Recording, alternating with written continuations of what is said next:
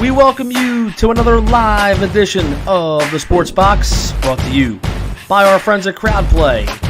Download the free CrowdPlay app today and use the box at sign up for 10 points.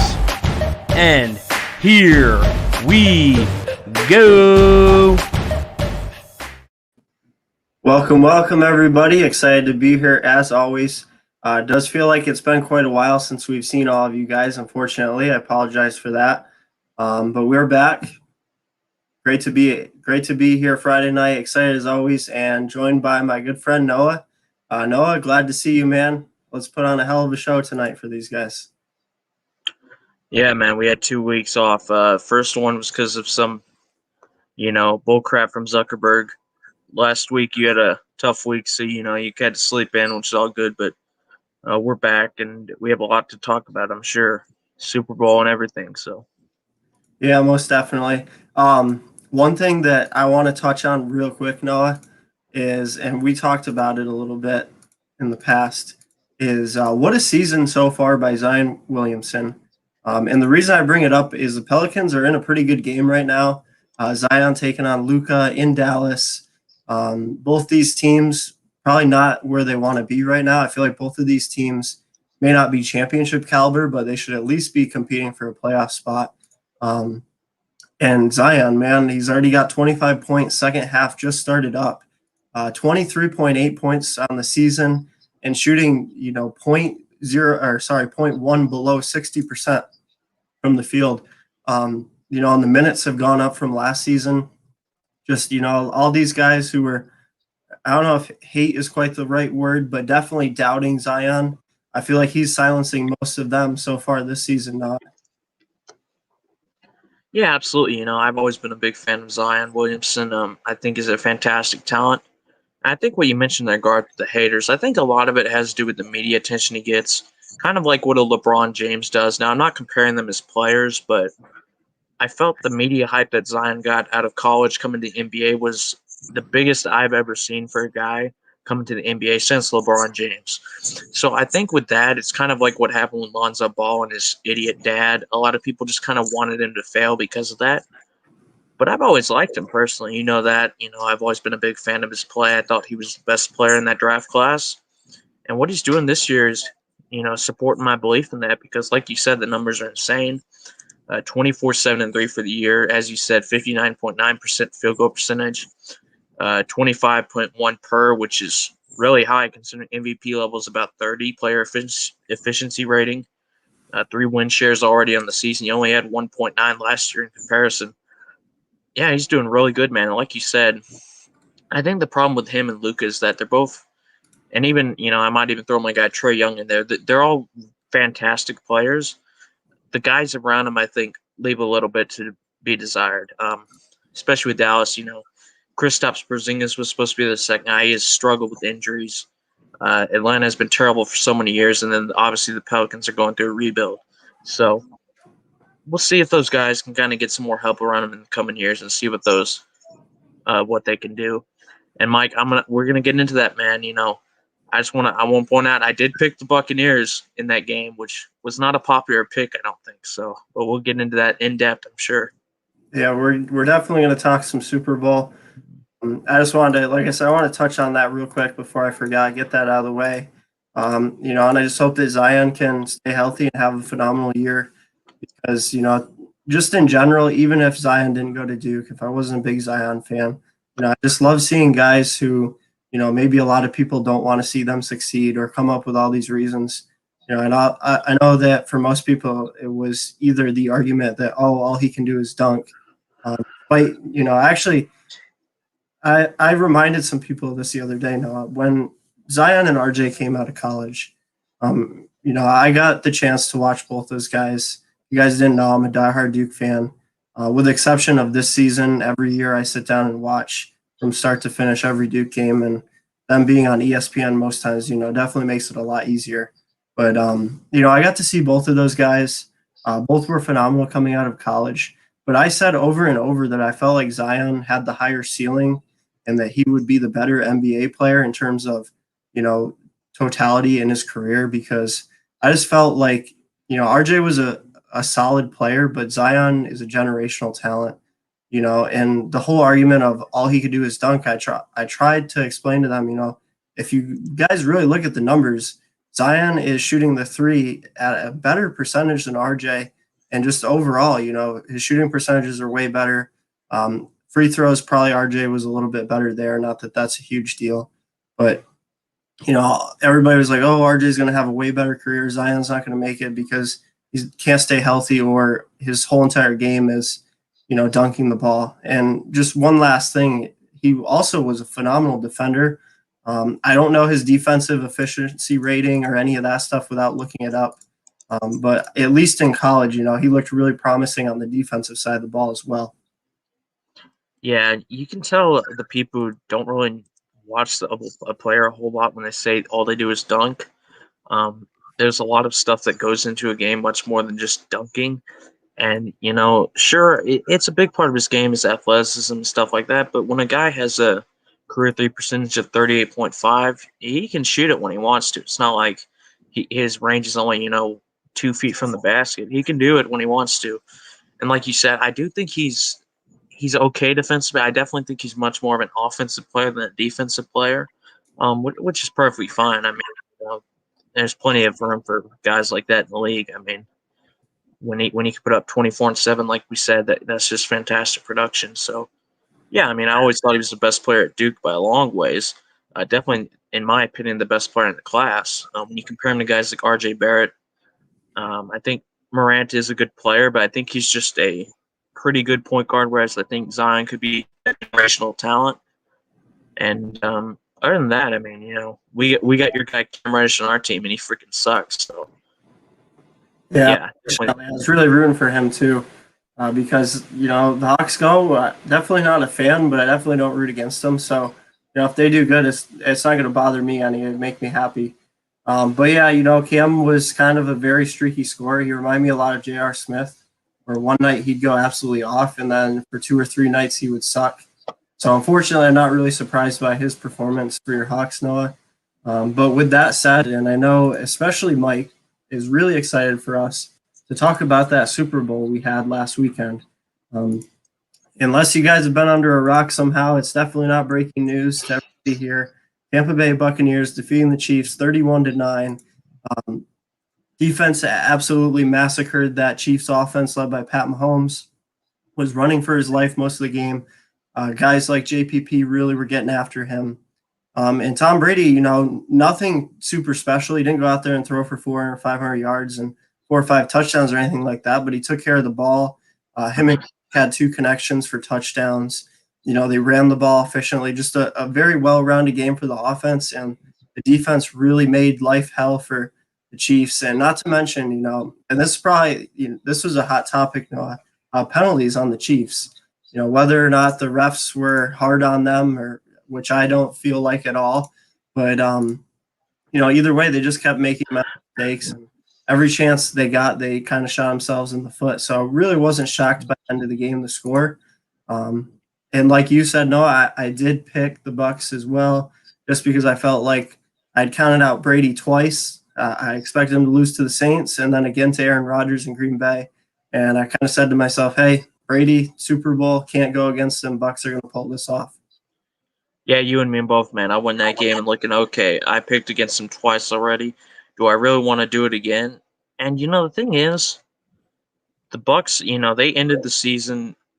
They were inconsistent in the regular season, but they did do very well in the playoffs. And don't underestimate a team that everyone, is kind of counting out. I saw a lot of people just thinking, oh, the Bucs have no chance this game. And I'm like, they have Tom Brady, and that's a guy that the more that he thinks that people doubt him, the better he does.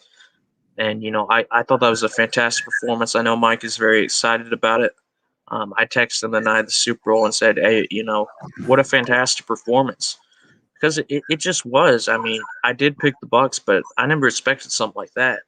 I thought Tom Brady had a very good game. Like you said, he went 21 of 29 for 201 yards and 3 touchdowns. Like you said, it's not like, he was absolutely dotting them up, but when he made those passes, he was making good passes. 2 touchdowns to Gronk, who I thought had a really good game, 6 catches for 67 yards. I thought their running game was really good as well. not just Ronald Jones, but Leonard Fournette, a guy that I've had a lot of doubts about. He was really good in the Super Bowl. I thought both of them did a great job in the running game. Their offense was so balanced. And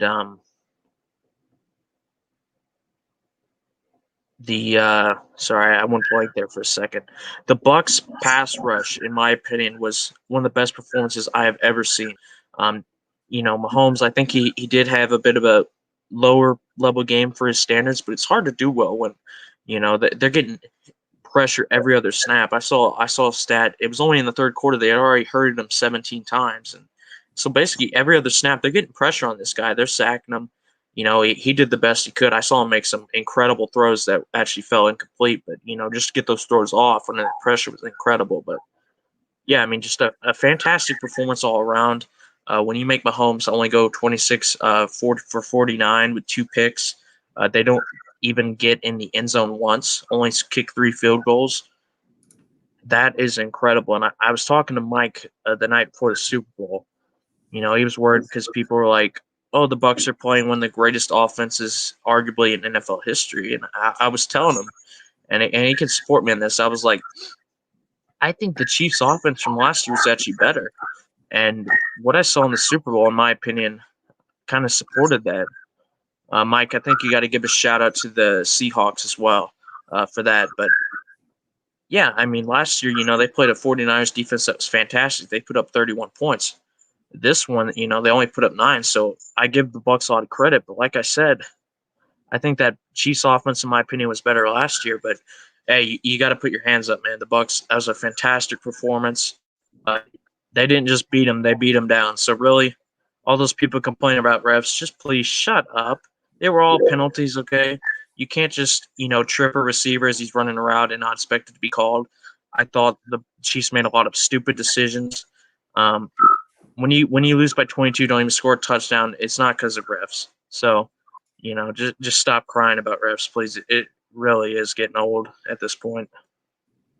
Yeah, and actually, I happen to work with a guy who's been a lifelong Bucks fan, and me and him had a conversation the other day, Noah, and what I told him was that yeah, everybody, well, not everybody, but more so people who didn't want to see Tom Brady win yet another Super Bowl about the refs and all the flags, and what I said to him was there a lot of penalties? Yeah, absolutely. Were any of them blatantly missed where there was no reason to throw a flag at all? No, definitely not.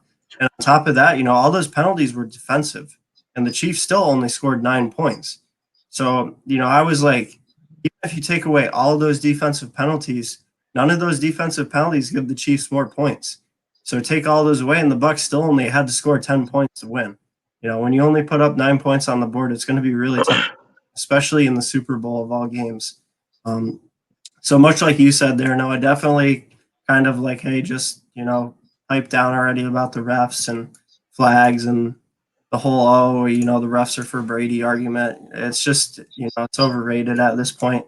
But yeah, one thing, one major takeaway for me, Noah, and I've been a firm believer in this, is how important both the offensive and the defensive line are for NFL teams. What a fantastic performance, like you said, by that defensive line unit. JPP, Shaq Barrett, Ndamukong Suh, that whole defensive line just had an absolute monster night. And I've heard a few prominent analysts say the same thing. One great way to neutralize a quarterback like Patrick Mahomes or, Russell Wilson, Tom Brady, Aaron Rodgers, any of them, get after them early and get after them often. Because when you're putting them on the ground or you're making them, make uncomfortable throws, running out of the pocket across their body, all that kind of stuff, that's a big factor to help neutralize just how good they are. And then obviously the vice versa of that is the offensive line. Protect your quarterback. Don't let the defense get after them. One thing that I hope my Chargers specifically invest in this offseason. Yeah, I know, and it's going to be even tougher because I did see that Marquise Pouncey actually retires, so that's not a loss for them. But yeah, I think you're spot on with this. This was a game where, and I think it's true for most games, it was especially evident in this game. It was decided at the line of scrimmage. It was decided by the offensive lines. One offensive line was really struggling all game. Mahomes was under so much pressure. Mike says the Chiefs were a team who had been there before, but yeah, I mean, sometimes but they couldn't stop making mistakes. I agree, Mike, but one offensive line, they were struggling to block the other defensive line. Mahomes was under pressure all game. And then the other side, Brady could just sit back there, he could kind of do what he wanted. He'd go make a bag of popcorn if he wanted. He had so much time. And, you had a guy like Tom Brady who can, has one of the smartest minds you've ever seen. He's decision-making, he's elite. He always makes the right play. You just have all day. He'll tear your defense apart. I don't care if he's 43, if he's 53, if he's dead, he'll do that. So once they couldn't get pressure on Tom Brady and Mahomes was running for his life, that decided the game right there. It wasn't, some penalties, which, like you said, I agree. The penalties were correct. We can't be hypocrites here. You can't complain, the refs keep missing calls over and over again. And then when they actually make calls that are objectively correct, people are holding, committing penalties. You can't just complain about that too. That makes no sense to me. In my opinion, I think it's because it was a Buccaneers team which has Tom Brady on it that, people were kind of complaining about it. And Joseph says Chiefs were cocky in all seriousness. I think they looked past the Bucs. And, Joseph, that's the thing. How can you look past someone in a Super Bowl? I think a lot of people did that.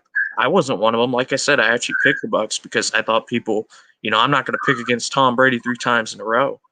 David says it's not just the Chiefs, though. They beat 3 dominant teams that did in impressive fashion. Absolutely, They beat the Packers, who, you and I both picked in that game. And the Saints, they didn't just beat the Saints, they destroyed them. So, fantastic run by the Bucs, 100% deserved. Todd Bowles easily the MVP of that game and maybe the entire playoffs. Mike, I think Todd Bowles is a guy that's always been really good. The problem is he was on the New York Jets, who are one of the worst organizations in sports. I think they, probably fired him way too quickly, and then they saw they made that mistake with Adam Gase. But, yeah, what can you say? Just a very complete performance. And Tom Brady now has 7 Super Bowls, which is more than any franchise ever. I know a lot of people don't like him, and I understand why, but that is incredible. It really is. Yeah, and what a great hire by the Bucs and Bulls, because coming out of a dumpster fire like the Jets, probably I'm sure he drew interest, but it's probably a question mark for teams looking at him. Like, hey, how much of this is him or the fact that where he's at? So definitely a huge pickup for them. Like Mike said, that defense all postseason was phenomenal, and I feel like other than Brady was probably the biggest contributing factor to their run and winning it all. So, definitely a huge W by them picking up Bulls. And one thing that I remembered mentioning Green Bay there is Aaron Rodgers, kind of been in the news a little bit this week, Noah. He wants a new contract. He wants a lot of guaranteed money up front. Basically, he's looking at this like, hey, guys, I got quite a few years left in the tank. Lock me down. I want the money, which I'm sure he's going to get a lot of flack for because he's already not really well liked by NFL fans throughout the league.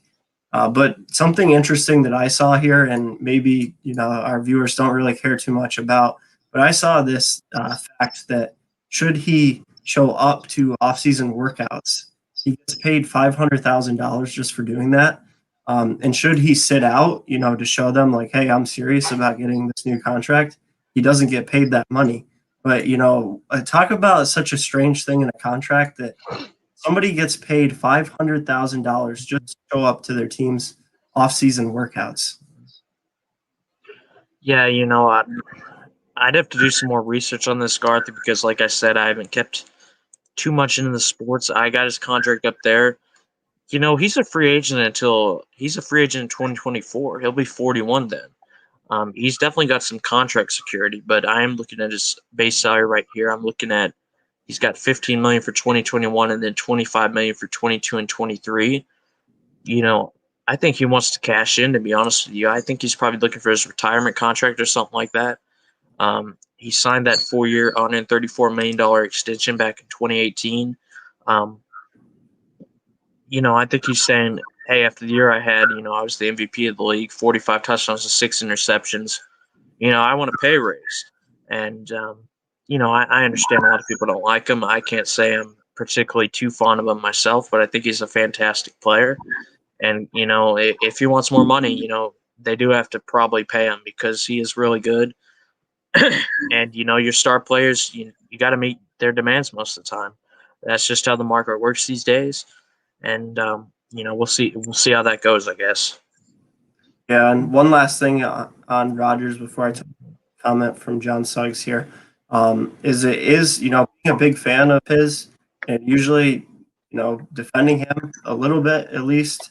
It is kind of weird to me that he's like, hey guys, I want to be locked up in a new contract, and I want a lot of guaranteed money up front out of you guys to show me that I'm your guys's system quarterback for the next few years, and I'm not going to get pushed out, kind of like Brett Favre did.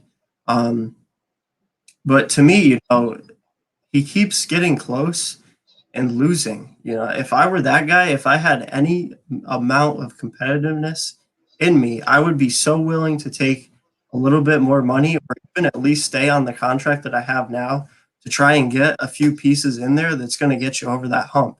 I mean, I find it really hard to believe that to this guy and this point in his career that a little bit more money and maybe a little bit longer of a contract is more important to him than making it to another Super Bowl. But, I'm not inside of his head. I don't know him personally. Maybe it is.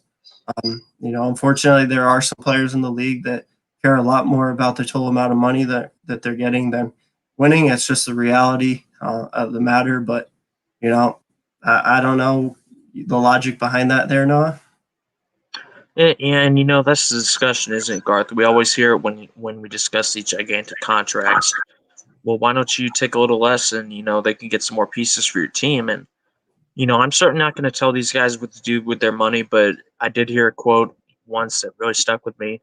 You only need so many millions to get by.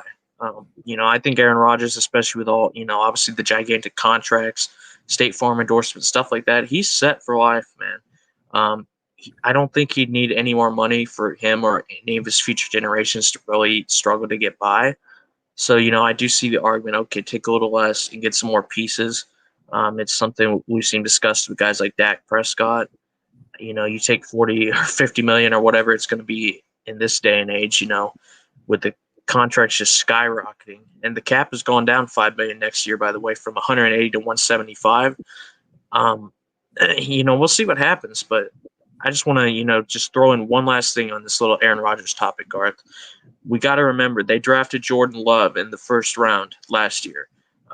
You don't spend a first-round pick on someone just to let him rot and never play. I think the Packers are probably going to seriously be considering their options if Aaron Rodgers wants a massive increase, and he probably knows that, and that's why he wants to get paid now. He's probably feeling a little bit insecure right now, in my opinion. Yeah, and I definitely got to agree with you there. Because like you said, it was a first-round pick. It wasn't, a third, fourth, or even later pick. It's definitely, at least in their eyes, potential future of that franchise. But with that said, I'm going to go ahead and backtrack here a little bit and pull up this comment from John that I wanted to touch on. As we all know, breaking news today was from J.J. Watt himself. He posted a video on his social media. He sat down with the McNair family. They came to a mutual agreement to part ways. They released him. He is an unrestricted free agent. With that said, I know there's been a lot of talk about people thinking that he might go to the Steelers to play with his brothers. And me and Noah's good friend, Brandon, who's a huge Steelers fan, definitely keeps very up-to-date, knowledgeable on that franchise, doesn't see it. And he makes a very valid point that I agree with him on. And that's the fact of, and much like you said, Noah, the salary cap is decreasing by $5 million. But even without that, the Steelers are a team that is in a lot of trouble with the salary right now. I forget the exact amount, but they're over by a lot. And he was saying that, we don't even really have the money to re-sign the guys that we need to keep, let alone go out and get somebody like J.J. Watt. As far as where he goes, rather, I think it really comes down to how much money he wants, Noah. Obviously, if he wants a big contract, lots of guaranteed money, he's definitely going to go to not a competitor that has a ton of salary cap to spend on, a guy who's great, but probably on the downhill side of his career. This will be his 11th season. Or if he's willing to take a little bit less because he wants to win and potentially play for a Super Bowl, then he's definitely going to go to a team that could possibly be, in the Super Bowl. I know one likely landing spot is the Green Bay Packers. I don't know if they're going to go after him very heavily. I do know they're interested per rumors, but they do have a pretty prolific defensive front, especially at the defensive end position. That is where he went to college, where he's from. So, it's definitely in the books. I kind of hope my Chargers get him, should he be willing to take less money. I definitely don't want us to spend a lot of money on him.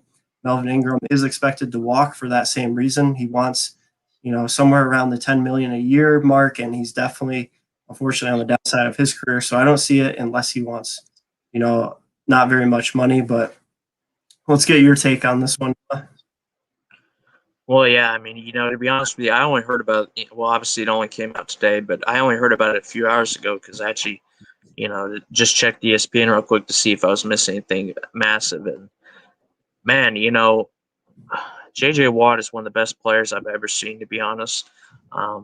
Mike says Watt coming to Tampa if Shaq walks. Well, I hope he doesn't walk. I'm a big fan of Shaq Barrett, but before I get into John's question of where I think he's going to go, you just got to give your due diligence to this guy. He played 10 seasons with the Houston Texans, 5 times first team All Pro, 3 times Defensive Player of the Year, 101 sacks.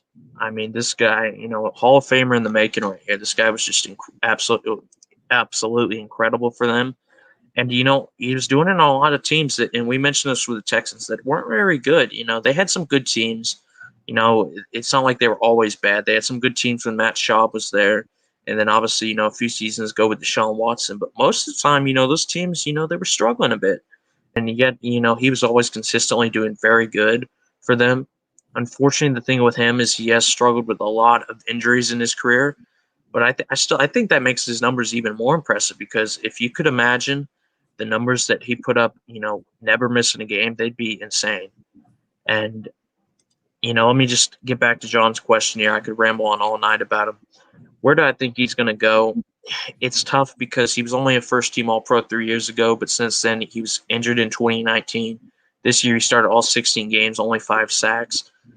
I know John mentioned the Jags and Titans, but to be honest, if there's one team I could think of, I'm looking at a team in that very same division, which has the opportunity to win now, which has $69 million in cap space and could very easily use another veteran pass rusher on a team full of young, up-and-coming impact players that has made the playoffs 2 out of the last 3 years and could easily go for a Super Bowl if they get a good quarterback in there to replace Phillip Rivers. And I think you know who exactly I'm talking about. Yeah, and that's the Indianapolis Colts with your guy Frank Reich at head coach. And I'm glad that you mentioned them, Noah, because I was going to mention them myself. But yeah, all they need is to get the right quarterback in there. Potentially could be Carson Wentz, which would be a reunion. It looks like for them, it's either going to be Carson Wentz or taking a QB in the first round. Yeah, and to me, it's just perfect. They have everything. They're a good team. They have young players. They have tons of cap space.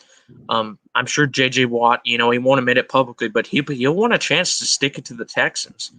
Andre Johnson did the same thing. He signed with the Colts as soon as the Texans released him. He also played for the Titans, I think. So, he's going to want to, kind of make them regret, basically wasting large parts of his career. But when I look at the cap space, like David said, he wants to go to a team that wins now. Well, when I look at teams that have lots of cap space available, the Colts are really the only one that jump out at me as a really good team. I'm seeing the Jags, and like Joseph says right here, they're no way, shape, or form a contender. He isn't interested, and I probably agree. But the Jags, the Jets, Patriots, Redskins, the football team, Bengals, Broncos, Dolphins. I'm seeing a lot of teams here that there's some good teams, but a lot of those teams aren't. They're rebuilding. And the ones that jump out to me that are really good are the Colts. The Buccaneers have $28 million, but I don't think they're going to probably go for them because, like Mike mentioned, I think they want to get Barrett back. So really the only one to see that jumps out with absolute loads of cap space that's a good team is the Colts.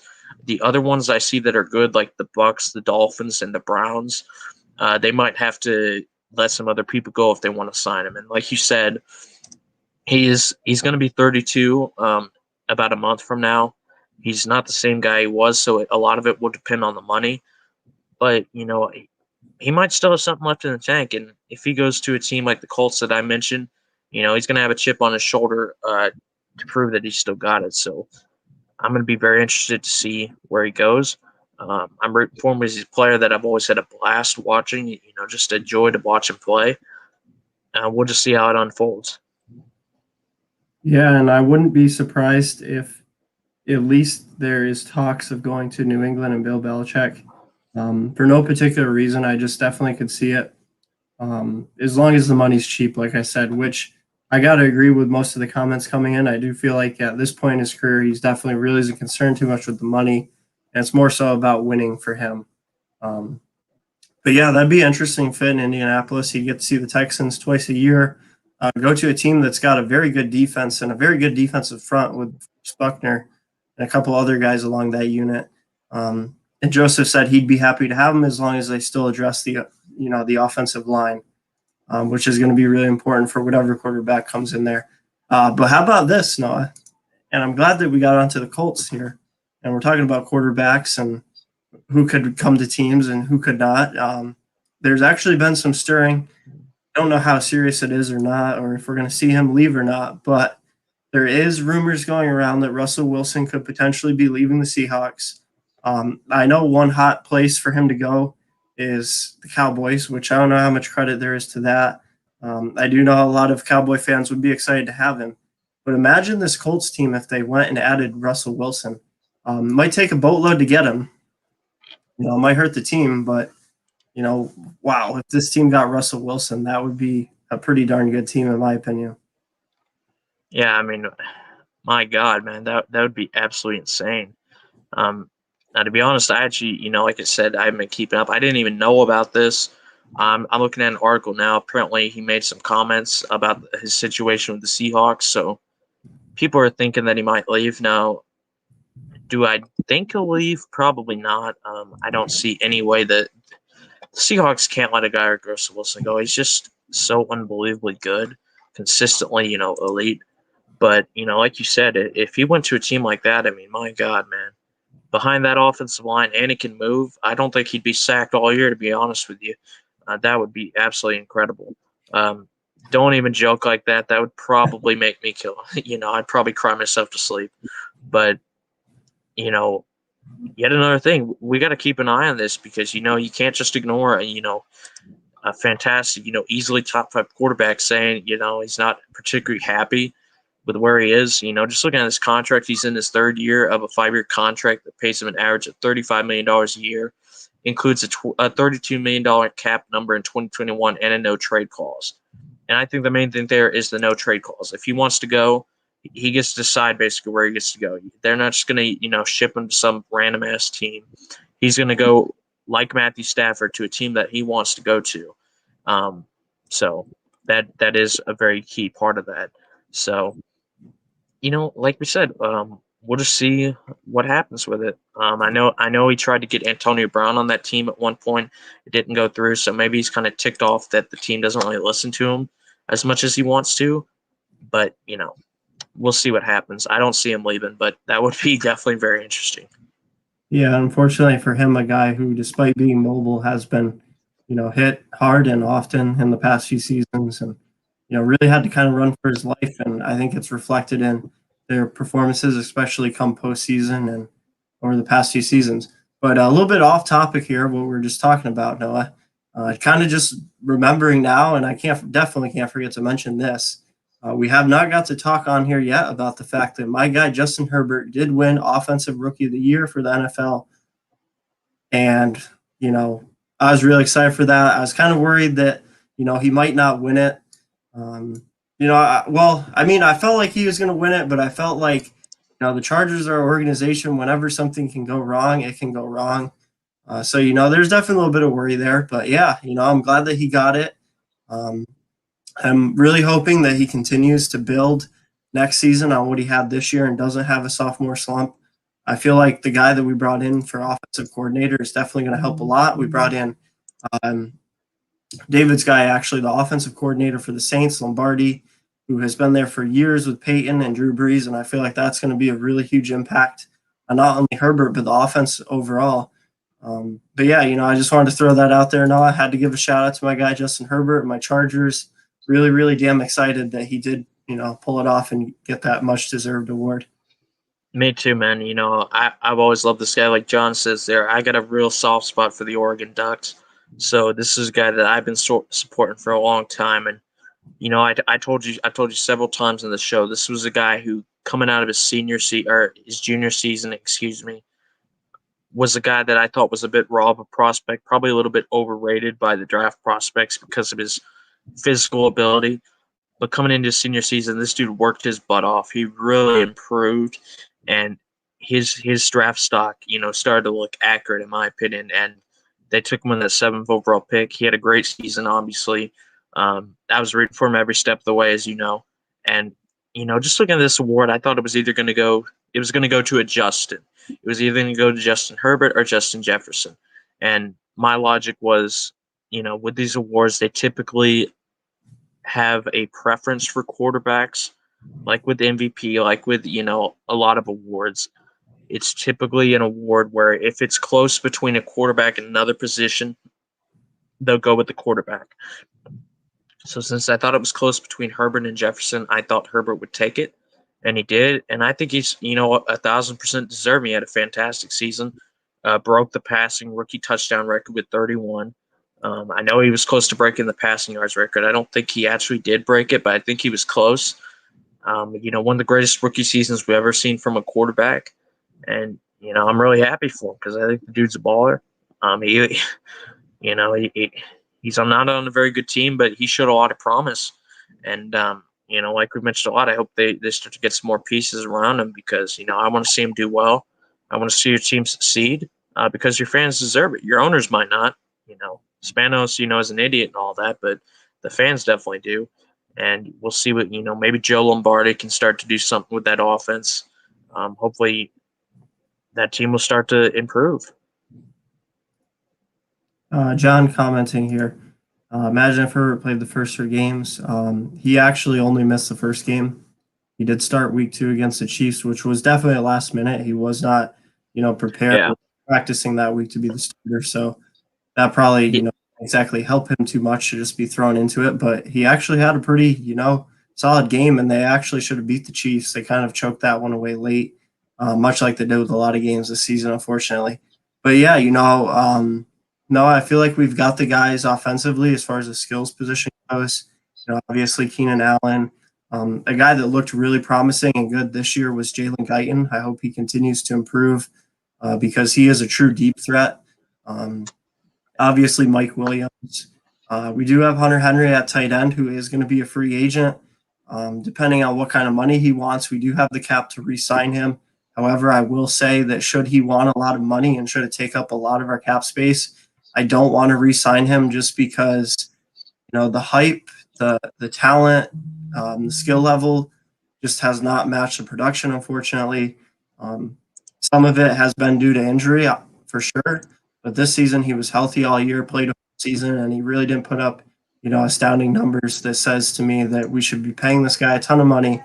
Nothing against him. I just rather have a very complete team versus, signing a pretty good tight end for, a ton of money.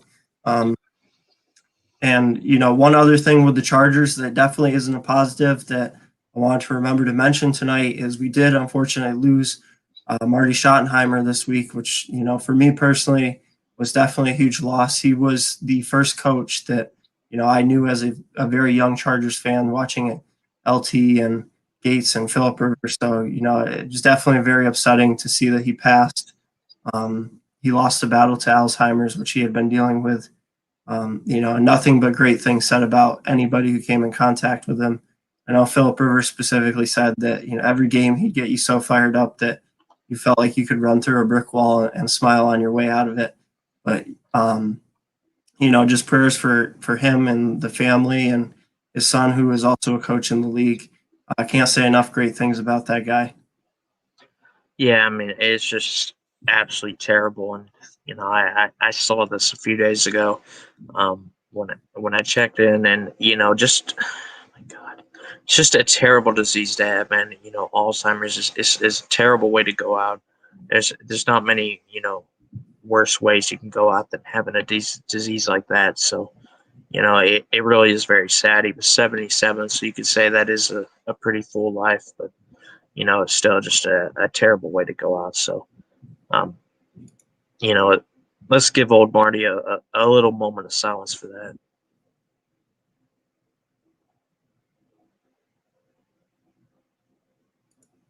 And Mike saying that imagine Herbert next year with a year under his belt with a good OC. It's going to be scary. Yeah, that's what I was kind of touching on there. Really excited to have Lombardi as the OC, obviously. His first year was with Shane Steichen, who, was not, I wouldn't say terrible by any means, but, inexperienced. Kind of, he got promoted the season before, late in the year. Chargers offense was really struggling that final season with Rivers, where, by no means did he have a good season by his standards. And he got promoted, I believe QB coach at the time. I could be wrong, but he got moved up to that OC position. And, this year, he wasn't terrible, definitely very conservative play calling. I just, at this point in his career, he isn't a top offensive coordinator in the league, nothing against him, wish him the best, but it's going to be really awesome to get a guy like Lombardi in there to work with Herbert. And I just hope we get him some O-line help because, really I feel like that's all he's lacking. We need to get a solid offensive line. We need to build something up like the Colts or, the Saints, one of those teams, because Herbert deserves it and he's only going to be better with the, his offensive line improving. Yeah, I mean, absolutely. I think Joe Lombardi is a good signing at OC. Like you said, he's been in this league a long time. He came from the Saints. He does have a pretty good pedigree, so we'll see what he can do with that offense. But yeah, I mean, the offense definitely has a lot of areas of improvement that I could look at. Like you said, I think Hunter Henry is a good tight end, but if he wants you to break the bank for him, I say let him go. Because while he is pretty good, he has had a lot of injuries, and even when he is healthy, it's not like he's putting up these Travis Kelce or prime Rob Gronkowski numbers. He's a good 600 to 700 tight end, 700-yard tight end with about a handful of touchdowns. He is a good player, but if he wants you to break the bank for him, you got to let him go. Unfortunately, that's just how it is. You guys have about $24 million in cap space, I believe. So, you got a lot of young guys you're going to have to pay in the next few years, like Justin Herbert. You can't afford to, spend a lot of money on a guy that might get hurt, or even when he is healthy, isn't going to put up incredible numbers. And I think, like you mentioned, they have a lot of skills positions to look at. Keenan Allen, we'll see how many more really good years he has left at his age. Mike Williams, and then like you said, that Jalen Guyton, man, averaging 18.3 yards per reception, I believe it was. This guy is a deep threat in the making, very young guy. So lots of position with lots of potential with the skills positions.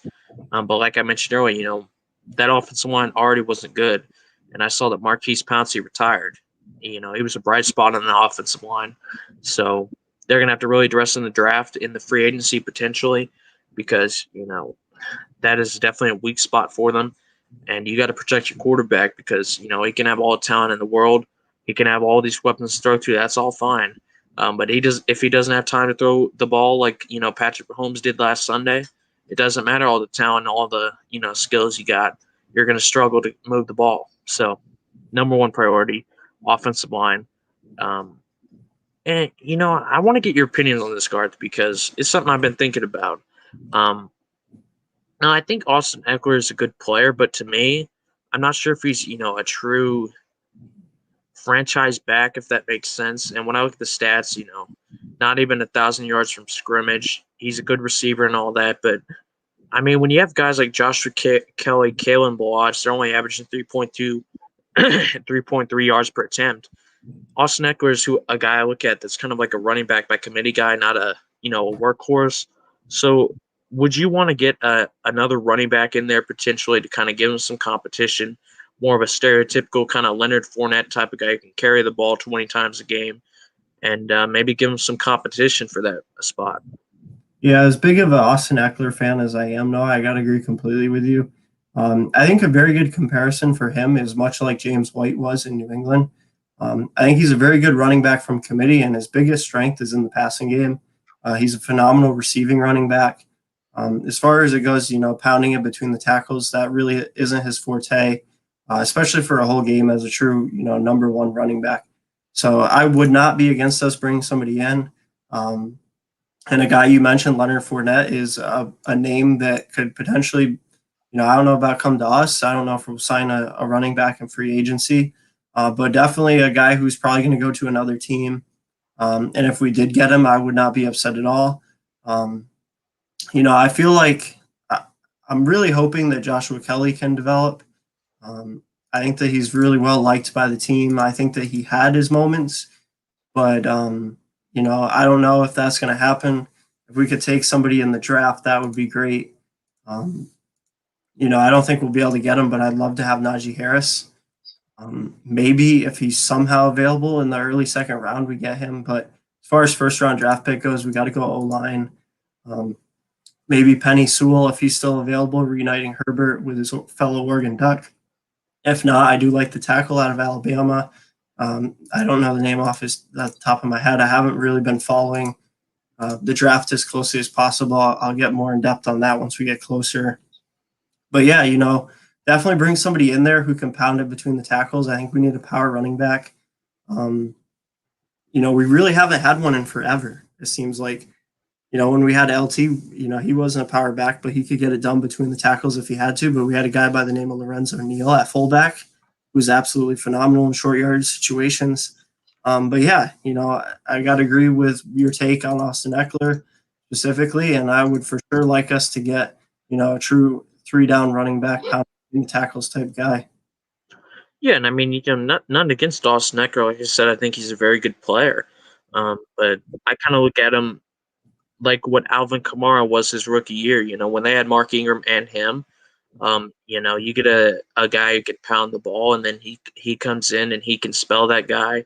He can make a catch out of the backfield and make a nice play out of it, and an occasional run, and that can be deadly. So, like you said, I think they have a lot of really young, unproven guys on their roster, like Kelly, like Kalen Balaj. Can't forget Justin Jackson either. These are all really young guys, and they clearly all still need some development. So, to me, I would think about bringing another guy in, a potential veteran, and see what he can do. And if he does really well, and you have two good running backs, and great, that'll really help your offense. Yeah, and here's a offensive tackle that's been gaining a lot of talk in the media lately. Orlando Brown Jr., left tackle for the Baltimore Ravens. As John said, he did fill in for injured All-Pro tackle Ronnie Staley for the majority of the season, and he looked really, really good. And that's the reason why he's been getting so much talk. With them probably sticking with Staley due to the contract long term, they're going to be looking to deal him more than likely. And I think it comes down to how much they want in return, Noah. Should they just want something like a first-round pick, then I could see a lot more teams being in the mix, even potentially my Chargers. One thing real quick, backtracking a little bit, is I was talking to Joe on this earlier today. The right side of our offensive line, Noah, should be really well. We did sign Trey Turner and Bulaga in the offseason. Unfortunately, between the two of them, I think they both only started and played 2 or 3 games. Sadly, that's kind of been the case with Bulaga in his career. Injury-prone guy, but Trey Turner, before he came to us, was looking very promising. He's a lot younger. I think he's only like 27, maybe 28. He was looking like he could be a lockdown guard for us for the next few seasons. And now I have to question that. And I just really hope that they can pull it together and, give us a good season next year, because that'd make it much easier for us really only needing like a left tackle and a left guard, because I do like the guy who filled in for Pouncey all season, Dan Feeney at center. Him and Herbert, much like Nick Hardwick, your guy, and also I'm a big fan of, and Phillip Rivers, they've really developed a continuity. They're like best friends. So, I really like him at center. But, yeah, as far as where Orlando Brown Jr. could go, no, like I said, depends on what the Ravens want. Should it just be like a first-round draft pick, then a lot of teams in the league will be in the mix. If they want to get a big haul, I think it limits it to teams, who really aren't competitors at the moment, but they have a lot to give up in terms of draft picks and potentially, much more room in cap space. I don't really have like 1 or 2 teams I could for sure see him going to. But, we'll have to wait and see what happens. I think we're going to have a really exciting offseason, honestly. in terms of guys shuffling around.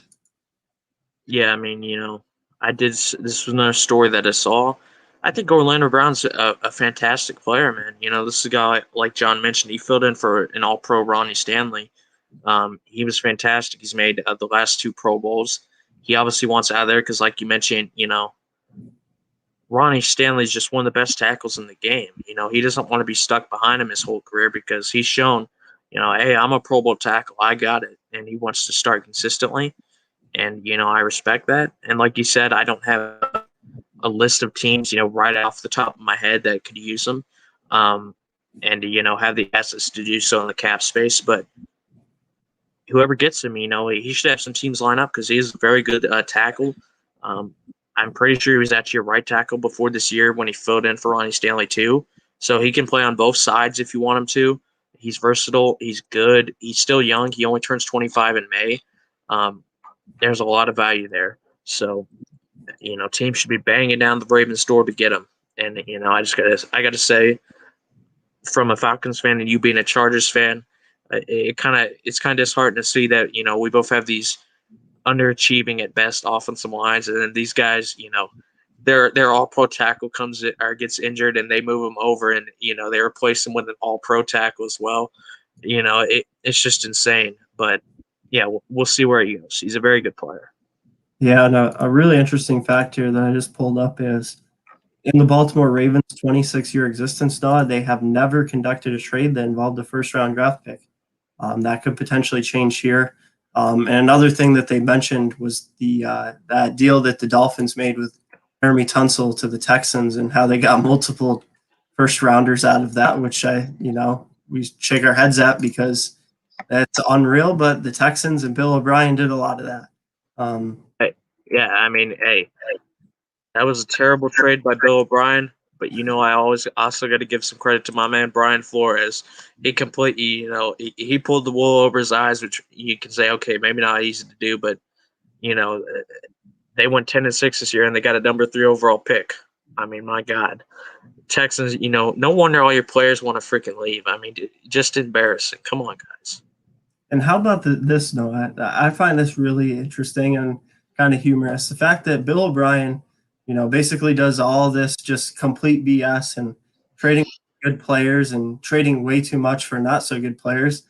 He finally leaves the Texans and somehow ends up as the offensive coordinator at Alabama under Nick Saban.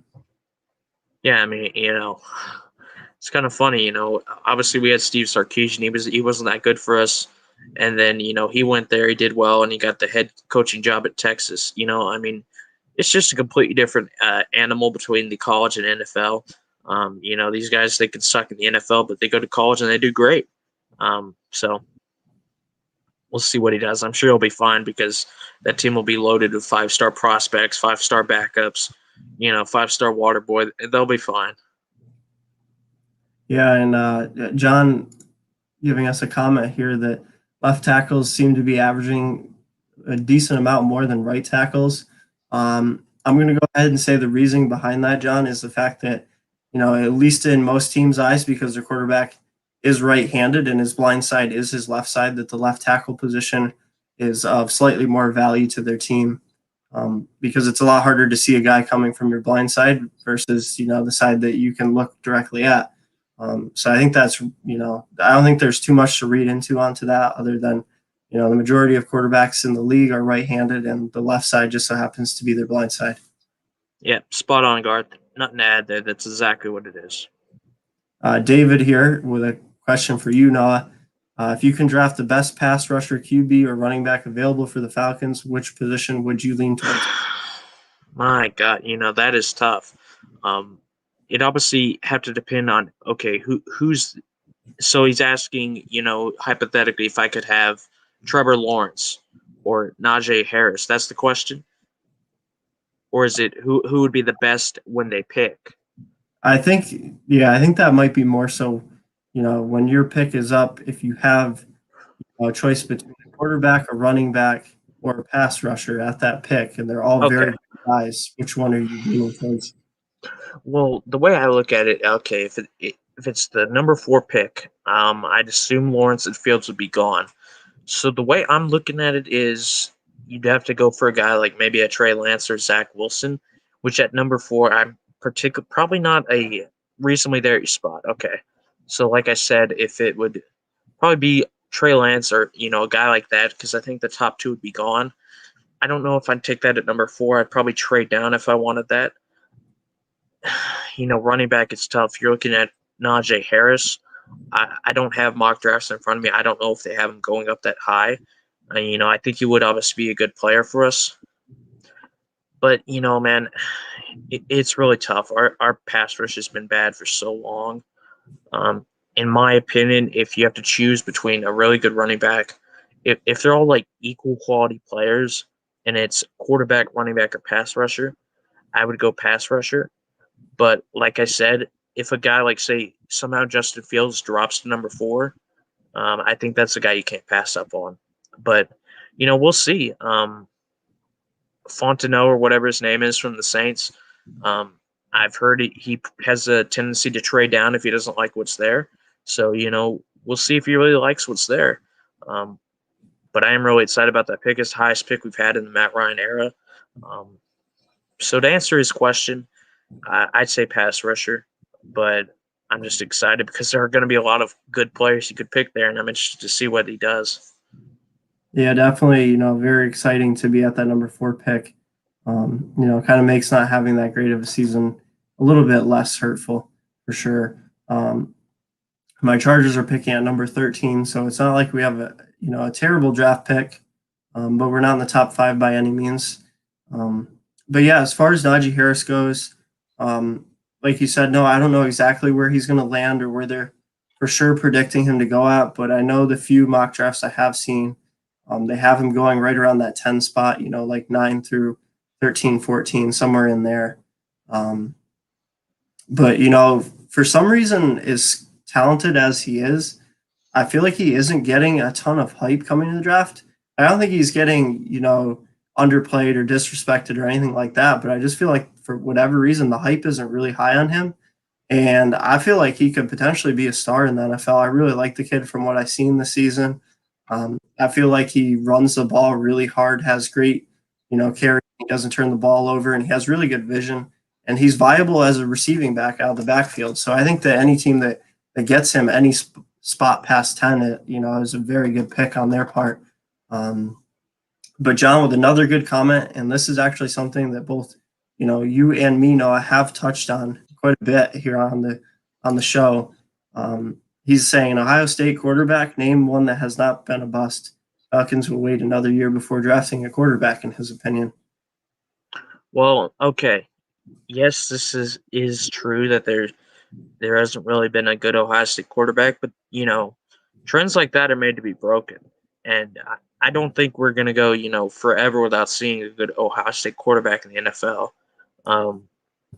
What about UNC? They had guys like Mark Sanchez, Matt Leinart. They were terrible. But there's also a guy like a Carson Palmer who had a very good career in the NFL. There are exceptions to trends like that. And, maybe he will be one. Now, like you said, it is a trend, but I'm interested to see what Justin Fields will do. Now, I don't think he'll be there, so I don't think it will really matter for us. And I do probably agree we won't take a quarterback in the first round this year. Not because I don't see the need for it, because I do. Matt Ryan's going to be 36 in May. He's coming towards the end of his career. I love the guy, but I don't think he's, MVP quality anymore. Obviously, we'll see what he does with the new OC and all that. But, I do see the need for the quarterback and the running back. But, our sack leader only had 4.5 sacks, Garth, and it was Deion Jones, who's a linebacker. We need to fix that because, our secondary isn't particularly great either. But, if you can't pressure the quarterback and they have all day to, throw in our secondary, we're finished. So we have got to address that right away. Yeah, like I said earlier in the show, defensive lines, I've said for a while now, to me is the most important position groups on the field. But yeah, touching a little bit on what John said there, have Ohio State quarterbacks for the most part been bust in the NFL? Absolutely. He is right on that. But like you said, Noah, eventually things are going to change. I don't think that we're just going to go another 100 years and no Ohio State quarterback ends up being good in the NFL. Whether or not it's Justin Fields or not, we'll have to wait and see. I think that he could potentially be a good NFL quarterback depending on where he goes. I think he needs, much like my guy Kyle Trask, I think he needs to go to a good organization, because should he go to a bad one like the Jets, they're probably just kind of, going to waste the talent away and run him into the ground, unfortunately. But yeah, I'm a firm believer in that eventually all things, come to pass. Records get broken, stuff like that. So, eventually we're going to see a good quarterback out of Ohio State for sure. And Garth, just one real thing I thought of real quick. When you see all these great quarterbacks, a lot of them, and yes, it absolutely does, but a lot of them, they don't come from these schools like Alabama or Clemson. They come from these schools you wouldn't expect. Aaron Rodgers came from California. Drew Brees came from Purdue. Ben Roethlisberger came from Miami of Ohio. A lot of them, they come from out of nowhere, not from these big schools. So, when you look at it, what about our teams? Has Florida had a really good quarterback prospect in a while? I don't think so.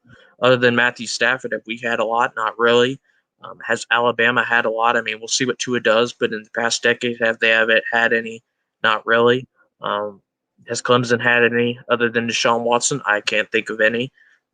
So, it's a trend that, happens a lot with the big teams.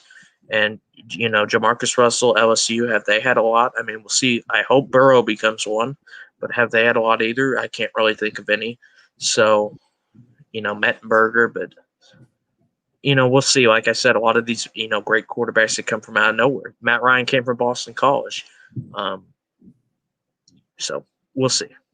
Yeah, and one thing that I thought of there while you were talking, Noah, is I think that, what I've seen in my lifetime of watching football and evaluating quarterbacks, I think that for sure we have been shown that football IQ, your ability to read and process defenses, understand the offense, understand who and why you're throwing to certain receivers on certain plays, is much, much, much more important than raw talent. I mean, look at guys like Tom Brady.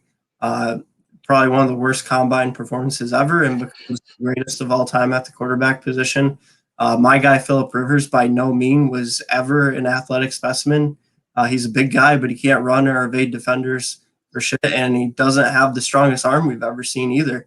Big Ben, he can shrug defenders off of him, but by no means is he, an athletic phenom either. Obviously, Peyton Manning, I just feel like there's so many good quarterbacks where we didn't go, oh, wow, they are so, dadgum talented and athletic, but still were all-time great NFL quarterbacks.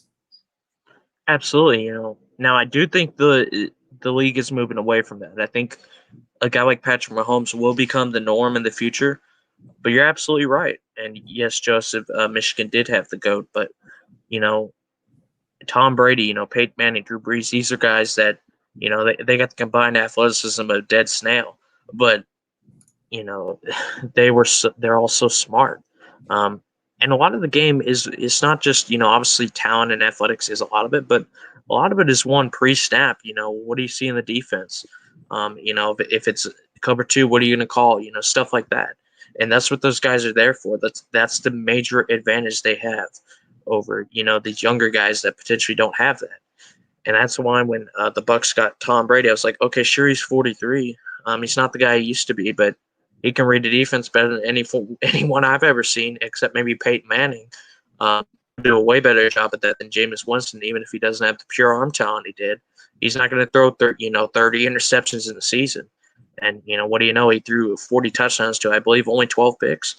And, Super Bowl MVP, I mean, that'll work. So, yeah, I mean,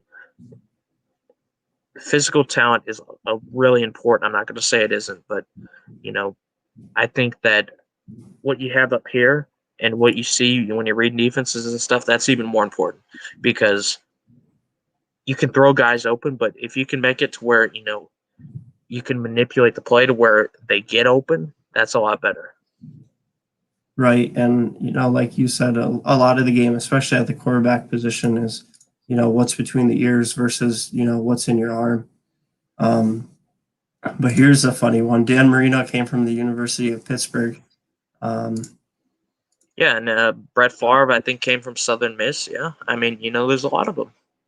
And that's why I feel like we put, especially, in today's day and age where there's social media and, we constantly see certain players being hyped up and, highlights of their huge plays and all that kind of stuff. I feel like we kind of get carried away with the fact that, our team needs to draft from one of these really big schools where, there's a lot of spotlight on them and, they're blue blood and constantly in the spotlight and all that kind of stuff. And, versus going out on a limb and taking one of these guys from a smaller school who we're not seeing play every single weekend.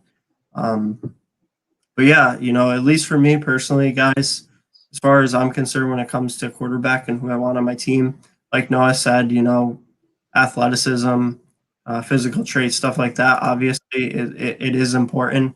You don't want to just have a bunch of non-athletic guys out there for sure. But I definitely put a little bit more weight in the football IQ side of it in the mind, the guy who's throwing the ball. Yeah, and I think that's why everyone needs to be banging down to Sean Watson's door, because while he is a fantastic athlete, he can make a lot of throws, he is very smart as well. I've seen a lot of press conferences where, he's just breaking down defenses, basically, telling the reporters what he sees when he's reading a defense. So he's definitely a guy that a lot of teams should be interested in, because not only is he physically fantastic, he's also very smart. So Most definitely. And two quick things, Noah, that I wanted to make sure that I talked about a little bit with you tonight before I do have to get off here shortly, is one being Supercross and Ken Roxon having won 3 straight, our guy Kenny. And I know if Mike's still in here, he'll be fired up about that as well. But they are coming here near me to Orlando, which I'm not going this weekend, but I am going next weekend. So I'm really excited for that. It's a sport that if you guys don't already watch, I highly, highly recommend it. It's, just a ton of fun to sit down and watch, especially this time of year. There's not a whole lot going on Saturday nights. And I just want to, give a huge shout out to this guy, Noah. Like I told you about in the past, he's just overcome so much. I mean, this is a guy who every time life can, kind of just make it really difficult for him, make him question, is he willing to go through all this work to recover and come back again? And he does every time. He completely had a bad wreck, completely shattered his arm, had to have multiple surgeries, tried to come back. Then he had some kind of immune disorder. He had to battle through that, where basically he could ride for 5 or 6 laps in a race. Then all of a sudden he had absolutely no energy left and couldn't keep up with anybody. And then he even got diagnosed with shingles, which I don't know too much about, not going to lie, but I do know that not fun. Yeah. Said that, hey, going out there on a dirt bike and pounding your body at high speeds with shingles, all I can say is I feel like that guy's body has got to be on fire and burning and not feeling good whatsoever the entire race. So just, a huge shout out to me, and just a testament to perseverance and dedication on his part. I can't say enough good things about that guy. Absolutely, and he's been through a lot, like you said there, and I just got to throw in, he's a nice German guy, and I do like my German athletes, like my guy, Sebastian Vettel in F1, Ken Roxon, Supercross. I just like these guys, and he's had a great season, like you said. He's won 3 straight. He's got 3 wins, 2 second places, and so to be second or better in 5 of your 6 races. I know he had one where I don't remember what happened. I think he made a mistake, but I mean, he's doing fantastic. I got the standings up here. He's got 138 points. Cooper Webb in second with 122. Eli Tomac, who I believe is the defending champion, with 114. So, very good start to the season. Obviously, we'll see what happens. Hope we can keep it up. Maybe extend that lead. Yeah, most definitely. And actually, a little bit surprised here. John must watch some Supercross, or at least come, follow it a little bit. Thoughts on Cooper Webb? Him and his KTM not doing too bad. Yeah, like Noah just said, he's only 16 points back, which, in Supercross by no means is, a huge deficit, definitely overcomable, as we are only about halfway through the season currently. But yeah, he's looked pretty good. I know he won that one race, which Noah actually mentioned there real quickly. Roxon kind of had a screw up there and got caught behind a lapped rider on the very last lap and let Cooper get around him.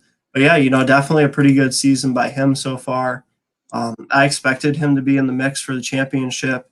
He's kind of a guy who, when you give him a lot of extra motivation, when you piss him off, he's going to come out firing, and he's very capable of winning races. He was a champion just 2 seasons ago. So I expect him to continue to be in the mix. And I really wonder what we're going to see from Eli Tomac, because he's been very up and down this season. He has one race win, and other than that, it seems like he's kind of been way back in the back of the pack trying to battle his way up front. But definitely going to be a good season the rest of the way. Hope Ken Roxon can pull it off. One thing that Noah, you talking about your German guys there, and mentioned a few things made me remember. Your guy Lewis Hamilton actually signed a new contract to remain with Mercedes-Benz. Huge signing by them. They locked down the guy who is, in my opinion, the GOAT, and I think you agree.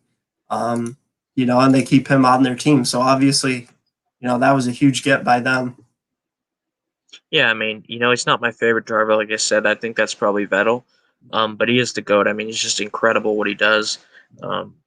Let's get ready for another year of Lewis Hamilton domination. There's only a little over a month to go until we're in Australia, and that's going to be fantastic. I can't wait to discuss that with you. An actual full season, 23 rounds is what we're looking at.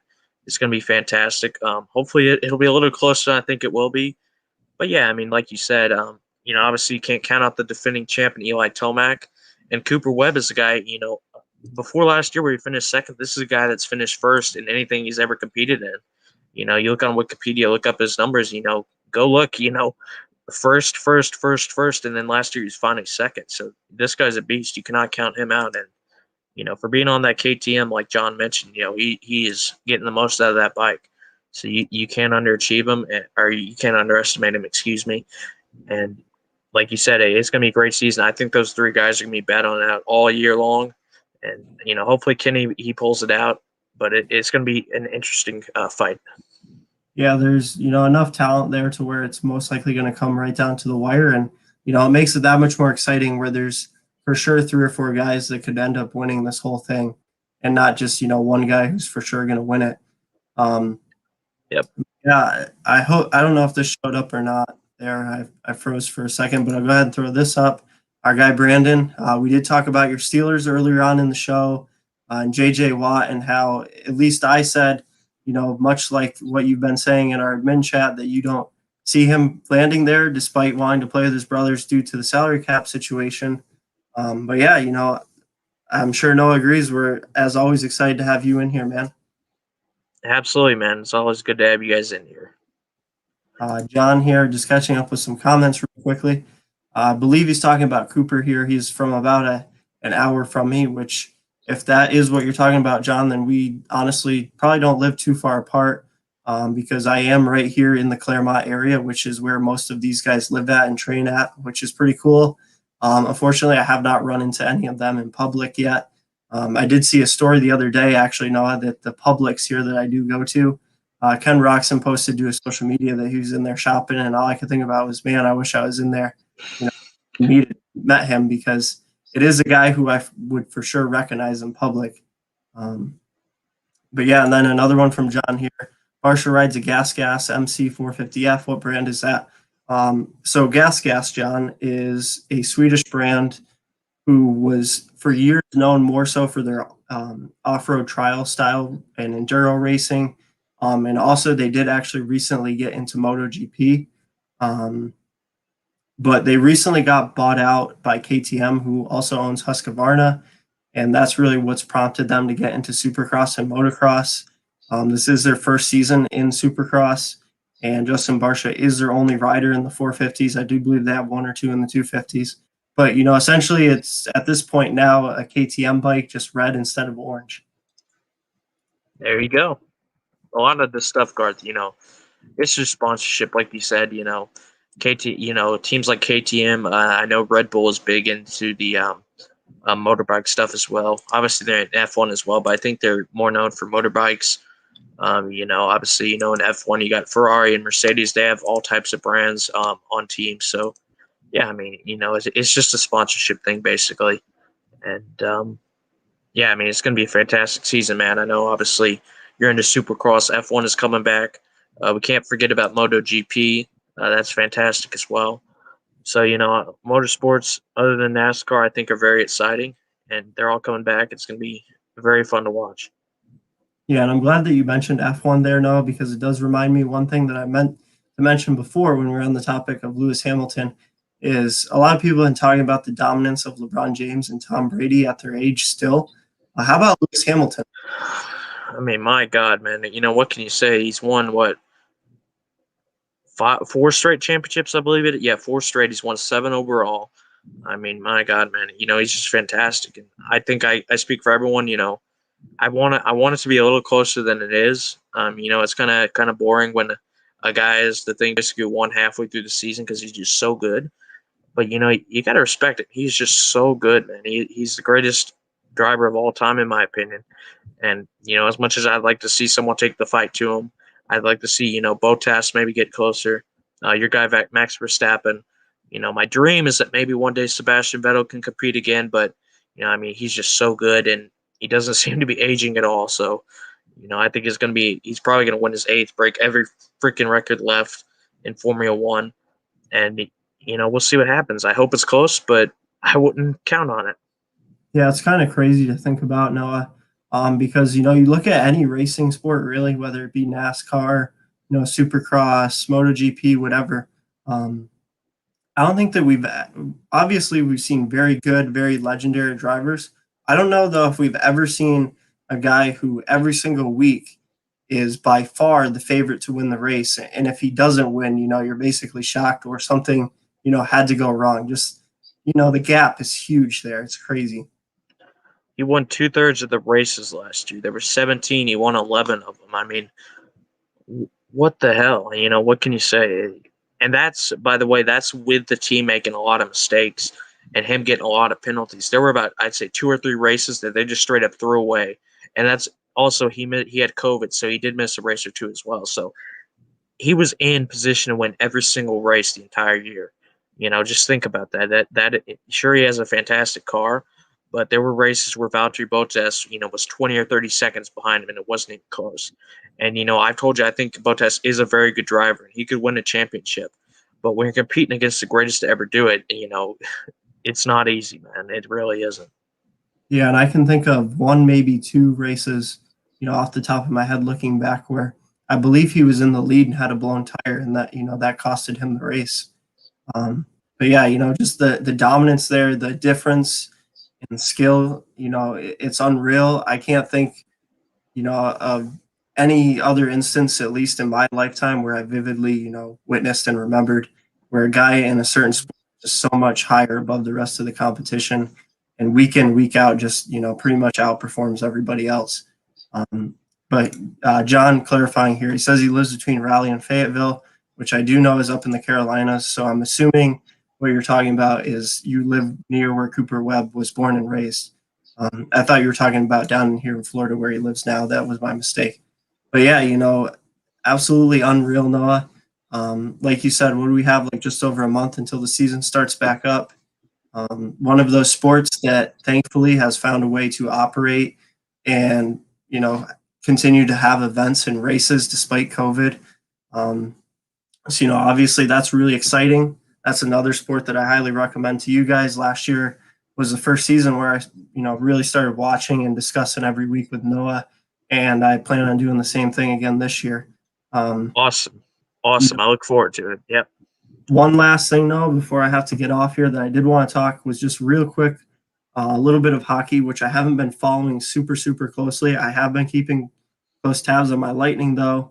And me and Mike talked about a little bit earlier. Stamkos is out yet again, unfortunately, but it is due to COVID, not injury related. So that's, obviously COVID isn't good, but I'm glad that it isn't another catastrophic, bodily injury like he had with that torn midsection. So hopefully he can recover. But my Lightning are 7-1 over the last 8, leading their division, looking really, really good in their title defense. And I believe Mike told me that it is the best start by a defending champion. I could be wrong, but I believe that is what he told me. So, hockey for me has been really good so far, Noah. Yeah, man. It's kind of what I expected. I definitely expected you guys to come out firing. because you kept, for a team that was so good, you largely kept your team intact. So I'm not surprised at all that they've gone on a great run. I know they lost to the Panthers recently, but before that, like you mentioned, I think they had won 7 straight in a row.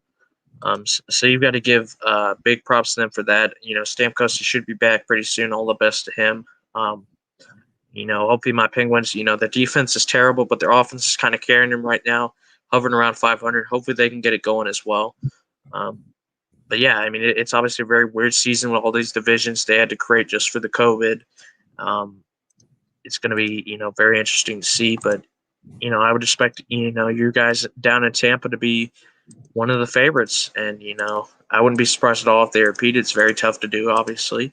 But if anyone could do it, I think they could. So. Yeah, and it is kind of interesting here looking at the standings real quick that the Panthers are right behind them at 8-1. But I will say I'm not entirely shocked because last season they also had a very good regular season. Come postseason, it wasn't the same thing that we saw out of them. But just looking across the board, I know the Maple Leafs, their team that's been getting a lot of hype. They're 11-2 currently, leading their division. I think that we both agree, and we talked with Brian a little bit on this, is they are unfortunately a very top-heavy line for that team. So, they tend to get worn out in games where teams have a little bit more depth and can throw multiple lines at them and, play with some physicality. But we'll have to, see how they do throughout the rest of the season.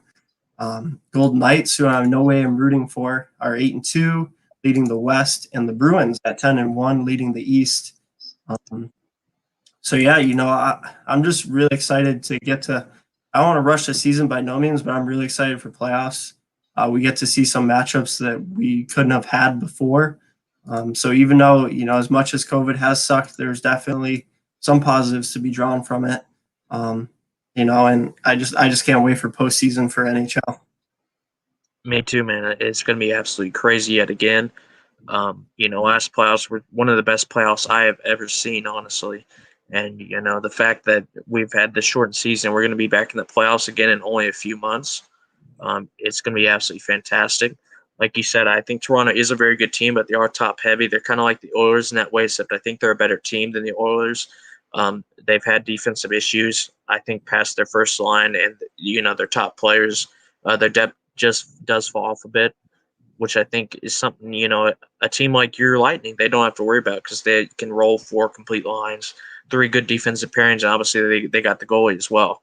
So, our team as well, the Penguins, I think they're a bit top heavy as well. Their defense isn't very good. I would still probably have you guys as the firm favorites. Like you said, the Panthers have been off to a great start, same with the Bruins, but I would still probably have you guys as the favorites. But hey, it's playoffs. It's the NHL. The playoffs are always crazy, and we're in one of the most unpredictable years we've ever seen. So it should be very good. Yeah, and regardless of what the fan totals end up being at that time of the season, it does look like we're going to have, actual home ice this year, which it'll be really cool to see after, having spent all that time in the bubble up there in Canada. David saying, great show, guys. As always, I missed it. Great fucking show. Woo! Hell yeah, David. As always, we love having you guys in here. You guys make the show, as we always say. And then John saying that he's shocked that Florida's doing so good. I will say I'm not entirely shocked because, like I did mention, they did have a pretty good regular season last year. And just looking at this conference, Noah, other than the Lightning and, maybe the Stars, there isn't a lot of teams in that division that you can say are true playoff contenders. I feel like there's a lot of bottom feeder teams in this division that, they get the advantage of playing multiple times to, make that record be a little bit better than maybe it should be. I don't know if I'd say I'm shocked. I can understand why John would be, that they're just, absolutely killing it. They're right behind the Lightning, just beat them. They're on their tail. But I don't know if I'd say I'm shocked because I do think they have a lot of fantastic players. I think guys like Alexander Barkov and Jonathan Huberdeau, they're very underrated players. Aaron Ekblad's a good defenseman. He's still pretty young, entering his prime years. So I wouldn't say I'm shocked. I can understand why some people would be, though, because I think they're a team that has always been, flying a bit under the radar. But, they did add some nice guys. I know they added Alex Winberg recently. Noah Juleson from the Canadiens, who's a nice young defenseman. They have a lot of youth on their team.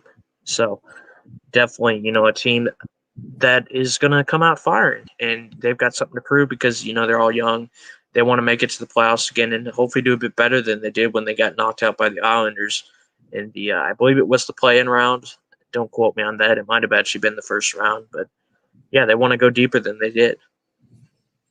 Yeah, and just looking at the teams and the records, it's going to be very tough to make it out of that division for those teams. With having the Lightning, the Panthers, should they continue the pace that they're on, and then you still got teams like the Blue Jackets who have been in the postseason the last 2 years. The Hurricanes, they're a very proven team over the past few seasons. And the Stars, I look for them to heat up. Coming off of playing for the Stanley Cup, pretty much having the same exact team. I think that probably the struggles they've had with COVID have hurt them, and I think that's a little bit reflective of their record. And I definitely expect them to up their level of play as the season progresses, and be up there in the mix for that probably second, third, fourth, somewhere through there in that division. Absolutely, I think like you said, it's a division to where there's a lot of teams that I think that it could be a top heavy division with the Lightning leading the way. The Panthers, they'll be up there as well, but it's going to be very interesting because, like you said, there's a lot of teams in there that I think are a bit unproven. The Blue Jackets, I'm not really sold on them, to be honest. A lot of rebuilding teams like the Red Wings and the Blackhawks, Predators have started off slow. The Stars have as well, but I think they'll rebound. So I think you're looking at, other than the Lightning, the Panthers, the Stars, and maybe the Hurricanes, there's a lot of teams in here that are really struggling or they're just rebuilding. So I think you could see, a nice race between maybe Tampa and the Panthers for it. But I probably think the Lightning would take it. I think their team is just so good. Yeah, and I think that, right now we're showing that even with as good as Stamkos and Kuch are, the roster is just so deep that we can still win games without them. Obviously, it for sure helps to have them on the ice, but by no means, can we not win without them.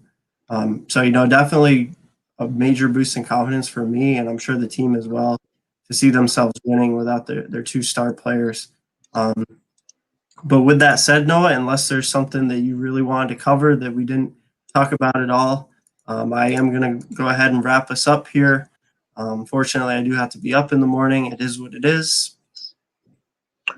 I can't particularly think of anything. I think we've covered a lot of the major things. MLB is coming back soon. I know we got the news about a week ago now. I think it was that the Braves did re-sign Marcell Ozuna to a 4-year, I believe it was $83 million contract with an option for a 5th year. That is absolutely massive because he was a big part of our season last year. Now, I know we don't have the DH anymore, so maybe his defense could be a bit of a concern, but I think his bat is so good that I can live with that negative. So that's going to be a massive move. We got a lot to prove, man. The Dodgers, they've come out swinging with some of the moves they've made. And, hopefully we can take the next step. We've improved every single season the past few years of this rebuild, finally becoming a good team, going further and further in the playoffs consistently. The next step would be to hopefully make a World Series and maybe win it. We'll see what happens there. But, sports, they've been great.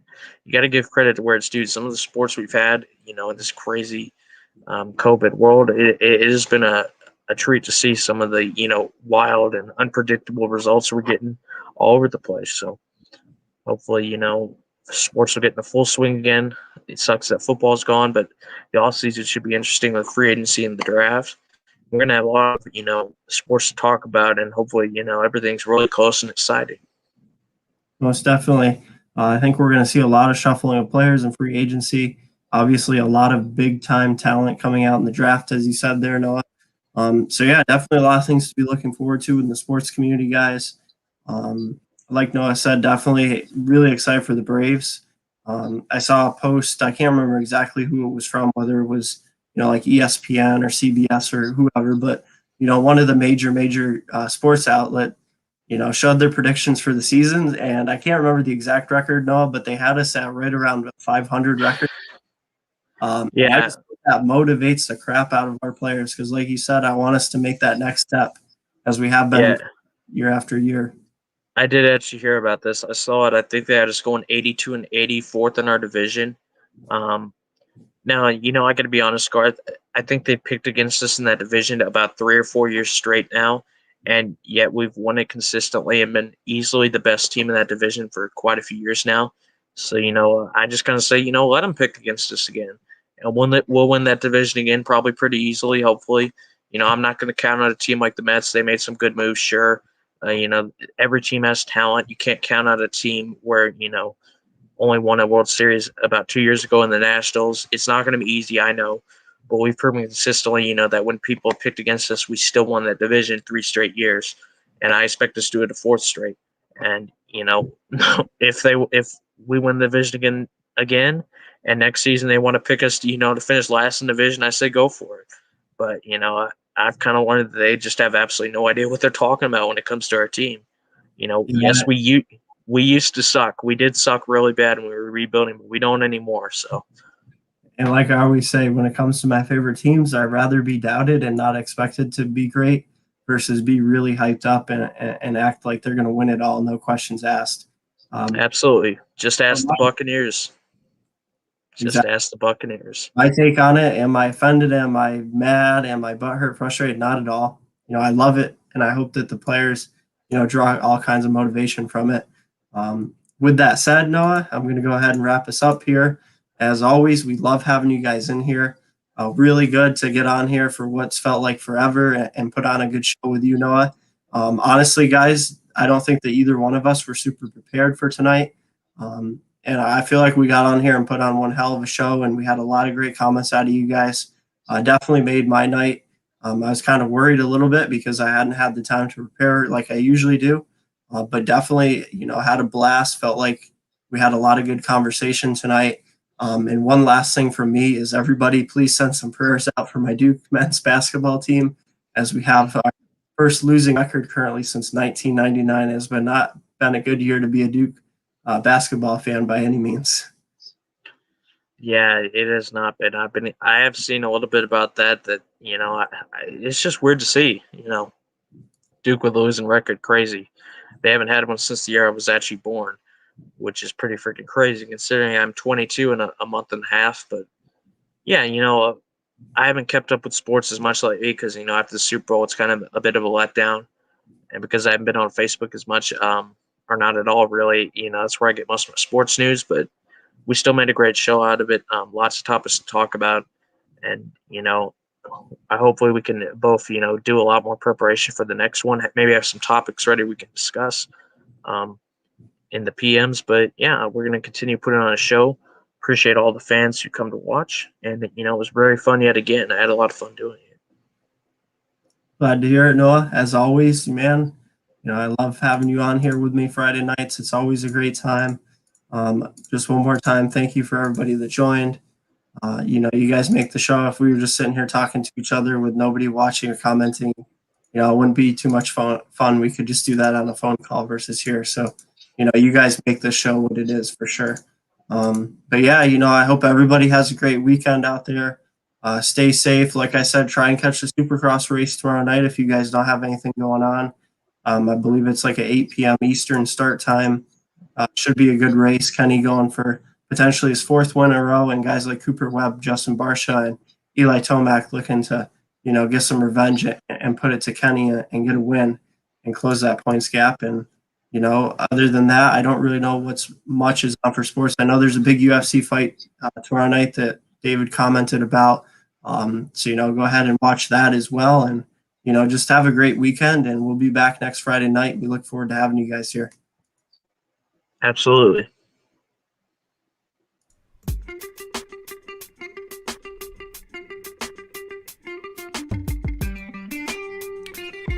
Thank you for watching the Sports Box. Follow us on Facebook at Sports Box Show, Twitter at Sports Box Show, Instagram at The Sports Box Show. Find us on YouTube and join Outside the Box, our Facebook sports discussion group. The Sports Box is brought to you by our friends at CrowdPlay.